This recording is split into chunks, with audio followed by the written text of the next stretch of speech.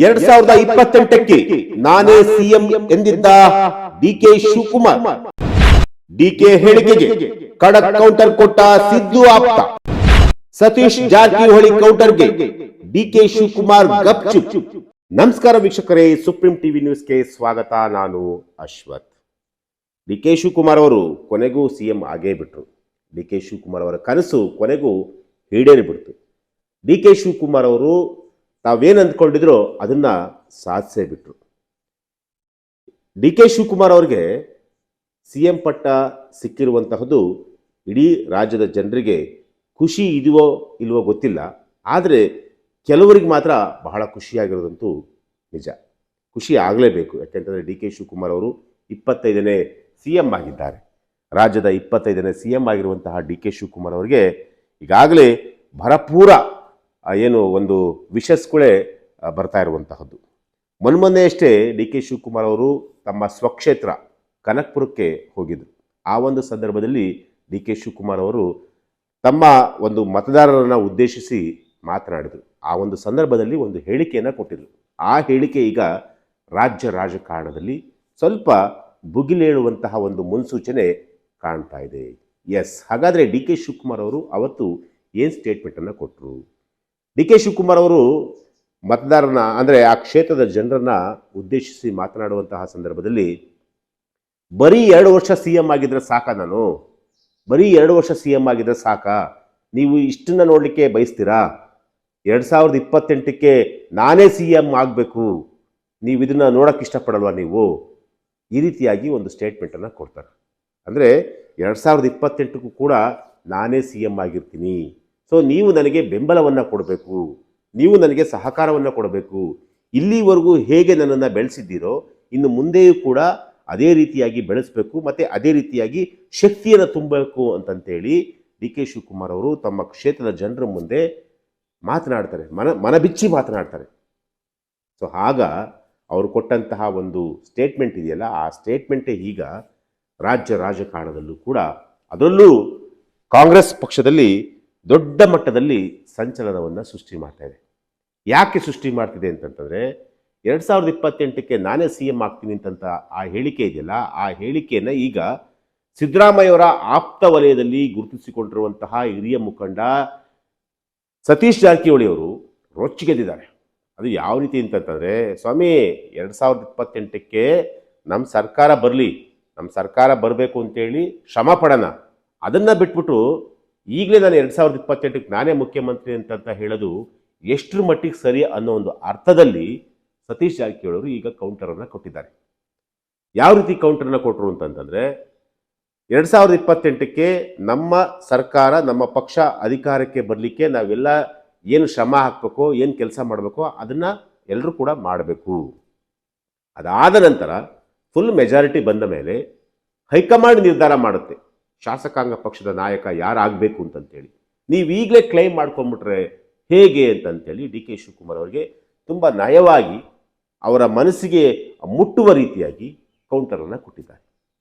ಅದು ಕೂಡ ನಿಜನೇ ಅನಿಸುತ್ತೆ. ಯಾಕೆಂತಂದರೆ ಈಗಷ್ಟೇ ಡಿ ಕೆ ಶಿವಕುಮಾರ್ ಅವರು ಸಿಎಂ ಆಗಿದ್ದಾರೆ. ಸಿಎಂ ಅವರ ಅಂದರೆ ಡಿ ಕೆ ಶಿವಕುಮಾರ್ ಅವರ ಕನಸು ತಪ್ಪೇನಿಲ್ಲ. ಯಾಕೆಂತಂದರೆ ಆ ಮನುಷ್ಯನಿಗೆ ಆ ಒಂದು ಆಟಿಟ್ಯೂಡು, ಆ ಒಂದು ಸ್ವಭಾವ ಇದೆಯಲ್ಲ, ಅದು ನಿಜವಾಗ್ಲೂ ಅದು ಒಳ್ಳೆಯದೇ ಅನಿಸುತ್ತೆ.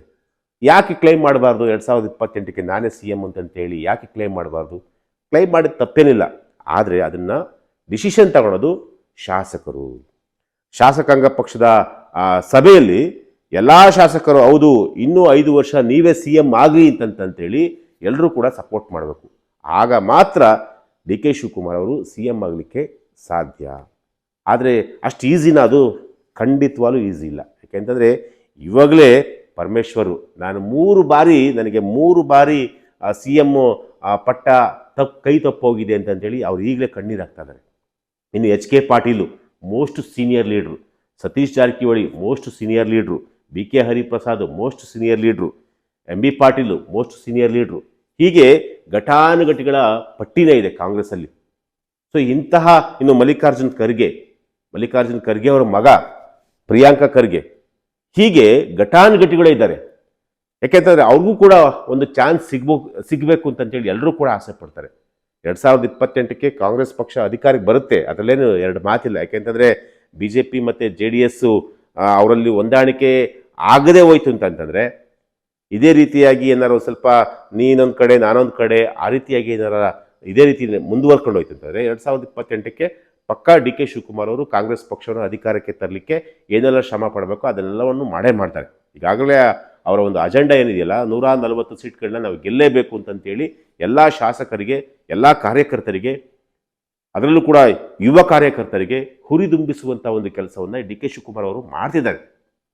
ಸೊ ಹಾಗಾಗಿ 2028ಕ್ಕೆ ಮತ್ತೆ ಕಾಂಗ್ರೆಸ್ ಸರ್ಕಾರ ಅಧಿಕಾರಕ್ಕೆ ಬಂದರೂ ಕೂಡ ಅಚ್ಚರಿ ಇಲ್ಲ. ಆದರೆ ಅಧಿಕಾರಕ್ಕೆ ಬಂದ ಮೇಲೆ DK ಶಿವಕುಮಾರ್ ಅವರೇ CM ಆಗ್ತಾರೆ ಅನ್ನೋದು ಅದು ಎಷ್ಟರ ಮಟ್ಟಿಗೆ ಸರಿ ಹೋಗುತ್ತೋ ಗೊತ್ತಿಲ್ಲ. ಯಾಕೆಂತಂದರೆ ಶಾಸಕರೆಲ್ಲರೂ ಒಪ್ಪಬೇಕು. ಶಾಸಕರ ಒಪ್ಪಿಗೆ ಇಲ್ಲದೆ ಹೈಕಮಾಂಡ್ ಕೂಡ ಏನೂ ಮಾಡಲಿಕ್ಕಾಗಲ್ಲ. ಇವತ್ತು ಏನು 2.5 ವರ್ಷ DK ಶಿವಕುಮಾರ್ ಅವರು, 2.5 ವರ್ಷ ಸಿದ್ದರಾಮಯ್ಯದವರು ಅನ್ನೋ ಒಂದು ಮಾತುಕತೆ ಮುಂಚೆನೇ ಆಗಿತ್ತು. ಸೊ ಆ ಒಂದು ನಿಟ್ಟಿನಲ್ಲಿ ಶಾಸಕರ ಬೆಂಬಲ ಇಲ್ಲದೇ ಇದ್ದರೂ ಕೂಡ DK ಶಿವಕುಮಾರ್ ಅವರಿಗೆ ಅಧಿಕಾರವನ್ನು ಬಿಟ್ಕೊಡುವಂಥ ಒಂದು ಪರಿಸ್ಥಿತಿ ಸಿದ್ದರಾಮಯ್ಯನವರಿಗೆ ಬಂತು. ಅದೇ ರೀತಿ ಹೈಕಮಾಂಡ್ಗೂ ಕೂಡ ಓಕೆ, ನೀವು ಶ್ರಮ ಹಾಕಿದ್ದೀರಾ, ನಮಗೋಸ್ಕರ ನೀವು ಎಲ್ಲವನ್ನೂ ಕೂಡ ಮಾಡಿದ್ದೀರಾ, ಎಲ್ಲವನ್ನೂ ತ್ಯಜಿಸಿದ್ದೀರಾ, ಎಲ್ಲವನ್ನೂ ಕಷ್ಟ ಅನುಭವಿಸಿದ್ದೀರಾ ಅನ್ನೋ ಒಂದು ಕಾರಣಕ್ಕೋಸ್ಕರ DK ಶಿವಕುಮಾರ್ ಅವರಿಗೆ ಒಂದು ಚಾನ್ಸ್ ಕೊಟ್ಟಿದ್ದು ಕೂಡ ನಿಜ, ಅದು ಕೊಡಲೇಬೇಕದು. ಆದರೆ 2028ಕ್ಕೆ DK ಶಿವಕುಮಾರ್ ಹೇಳಿದಂತೆಯೇ ಆಗುತ್ತಿರೋದಕ್ಕೆ ಏನು ಗ್ಯಾರಂಟಿ? ಎಸ್, ಇದು ಬಹಳ ಮುಖ್ಯವಾದಂತಹ ಒಂದು ವಿಚಾರ. ಸೊ 2028ರಲ್ಲಿ ಚುನಾವಣೆ ಆದ ನಂತರ ಅಂದರೆ ಮೆಜಾರಿಟಿ, ಕಾಂಗ್ರೆಸ್ ಪಕ್ಷ ಮೆಜಾರಿಟಿ ಬಂದ ಮೇಲೆ ಏನೆಲ್ಲ ಡೆವಲಪ್ಮೆಂಟ್ಗಳು ಆಗುತ್ತಿರೋದು ಕೂಡ ಅವತ್ತಿನ ಒಂದು ಪರಿಸ್ಥಿತಿ ನಮ್ಮ ಕಣ್ಮುಂದೆ ಈಗಲೇ ಗೋಚರ ಆಗ್ತಿದೆ. ಯಾಕೆಂತಂದರೆ ಈಗಲೇ ನಾವು DK ಶಿವಕುಮಾರ್ ಅವರು ಕಂಪ್ಲೀಟಾಗಿ ನಾನು 2028ಕ್ಕೆ ನಾನೇ CM ಅಂತೇಳಿ ಕ್ಲೈಮ್ ಮಾಡ್ಕೊಳ್ಳೋದಿದೆಯಲ್ಲ, ಅದು ಸರಿಯಲ್ಲ ಅಂತ ಅನಿಸುತ್ತೆ. ಫಸ್ಟು ಪಕ್ಷವನ್ನು ಅಧಿಕಾರಕ್ಕೆ ತರುವಂಥ ಒಂದು ಕೆಲಸವನ್ನು ಮಾಡಬೇಕು. ಹೈಕಮಾಂಡ್ಗೆ ನೋಡಿ ಸ್ವಾಮಿ, 140 ಸೀಟು, ನಾನು ಹೇಳಿದಂಗೆ 140, 150 ಸೀಟ್ಗಳನ್ನ ನಾನು ಗೆದ್ದು ತೋರಿಸಿದ್ದೀನಿ, ನನಗೆ ಮತ್ತೊಂದು ಬಾರಿ ಒಂದು ಚಾನ್ಸ್ ಕೊಡಿ ನೀವು ಅಂತ ಹೇಳೋದಕ್ಕಾದರೂ ಕೂಡ ನಿಮಗೆ ಆ ಗಡಿಸಬೇಕಾಗುತ್ತೆ. ಸೊ ಆ ಗಡಿಸು ಯಾವಾಗ ಬರುತ್ತೆ ಅಂತಂದರೆ, ನೀವು ಇಲ್ಲಿ ಪಕ್ಷವನ್ನು ಸಂಘಟಿಸುವಂಥ ಒಂದು ಕೆಲಸವನ್ನು ಮಾಡಬೇಕು, ಅಧಿಕಾರಕ್ಕೆ ತರುವಂಥ ಒಂದು ಕೆಲಸವನ್ನು ಮಾಡಬೇಕು, ಒಳ್ಳೆಯ ಆಡಳಿತವನ್ನು ಕೊಡಬೇಕು. ಆಗ ಮಾತ್ರ ನೀವು ಮತ್ತೆ 2028ಕ್ಕೆ ನೀವೇ CM ಆಗ್ತೀರಾ. ಅದರ್ವೈಸ್ ಗೊತ್ತಿಲ್ಲ ಏನಾಗ್ಬೋದು ಅಂತ ಗೊತ್ತಿಲ್ಲ. ಎಸ್, ಇದು ಇವತ್ತಿನ ಒಂದು ವಿಚಾರ. ನಾಳೆ ಮತ್ತೊಂದು ವಿಚಾರದೊಂದಿಗೆ ನಾನು ನಿಮ್ಮನ್ನೇ ಭೇಟಿ ಆಗ್ತೀನಿ. ನಿರಂತರ ಸುದ್ದಿಗಾಗಿ ನೋಡ್ತಾ ಇರಿ Supreme TV news. Thank you.